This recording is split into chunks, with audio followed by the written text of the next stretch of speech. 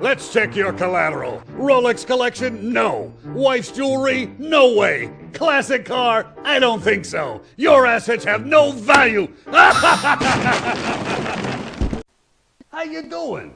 My name is Coney Island Dave, and I'm what you call a hack, a cabbie, a cab driver. This here's what I used to drive when I was in college in New York back in the late 60s, early 70s. Uber? What the hell is Uber? I keep hearing this Uber, Lyft. Give me a freaking break. I got two things these guys don't have. I got this here GPS, and this here is a deodorant. When I was driving cabs, we knew everything was, and we smelled good. After that came the goddamn gypsy cabs. And what you got today? Uber? Even worse than the freaking gypsy cabs.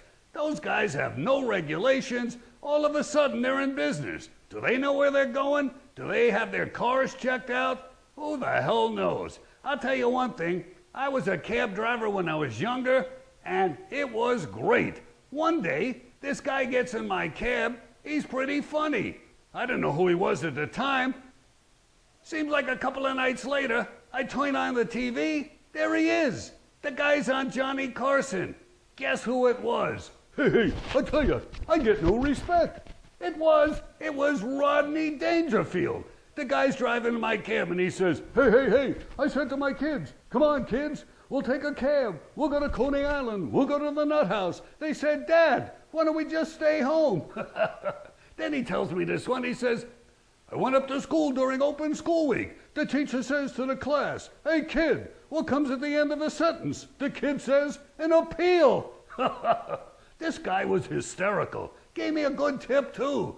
And like I said, a couple of nights later, there he is on Johnny Carson. Oh my God, what a star he turned out to. To this day, I play his DVDs. Love those old jokes. Yeah, that was me, Coney Island Dave, the cabbie. Back in my college days, late 60s, early 70s. Today, I'm afraid to get in a cab in New York.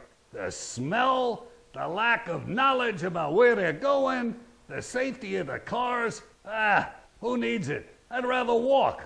That's why I'm in such good shape now. All right, this is Coney Island Dave, the old hack, the old cabbie, saying so long.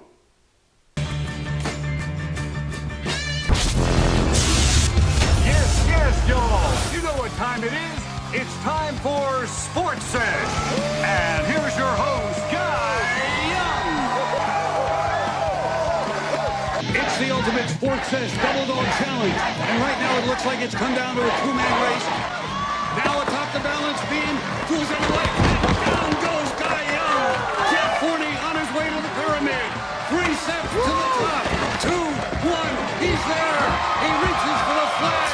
He's won. Where's the orange flag? Jeff Forney, the winner of the Ultimate Sports Sesh Double Dog Challenge.